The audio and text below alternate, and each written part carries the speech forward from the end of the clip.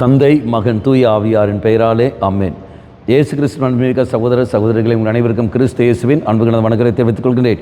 இன்று நற்செய்தி பாகமான மத்தேயு நற்செய்தி 20ஆம் அதிகாரம் 17 முதல் 28 வரை உள்ள திருவாக்கியங்கள்.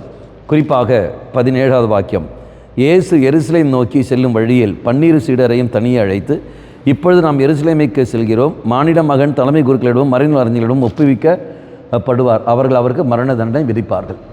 அவர் இயேசு என்ன செய்கின்றார்? இங்கு எருசலேம் நோக்கி செல்கின்ற சமயத்தில் சீடர்களை அழைத்து தன்னுடைய மரணத்தை பற்றி அவளை அறிக்கை எடுக்கின்றார். எதிர்வரும் காரியத்தை எடுத்து சொல்கின்றார். அன்பார்களே, நீங்கள் நானும் இயேசுவோடு பயணிக்கின்ற சமயத்தில் தெய்வம் நம்முடைய எதிரில் வருகின்ற துன்பங்கள், வேதனைகள் என்னெல்லாம் கடந்து வருமோ, எதிர்காலம் எப்படி இருக்கும் என்பதை தெய்வம் வெளிப்படுத்துவார். இங்கே வேதனைகள் கடந்து வர சமயத்தில், துன்பங்களை எடுத்து சொல்கிற சமயத்தில் தனக்கு மரண அனுபவம் அந்த மரணம் கிடைக்கும் என்று சொல்கின்ற பொழுது சீடர்களை அவர் அங்கே தயார்படுத்துவதை நாம் பார்க்கின்றோம். அவருடைய சீடர்களை தயார்படுத்துவது அதே மாதிரி தான் நம்முடைய வாழ்க்கையில் தெய்வத்தோடு இணைந்து நாம் வாழ்கிற சமயத்தில் எதில் வருகின்ற பல துன்பங்கள் இதோ கடந்து வர போகின்றன.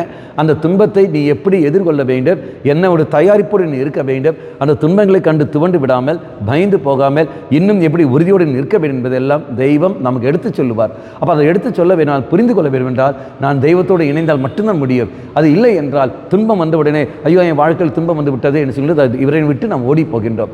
அந்த ஒரு மனநிலையில் நமக்கு அல்ல, மாறாக இறைவனை சேர்ந்து வர சமயத்தில் துன்பங்கள் வரும்.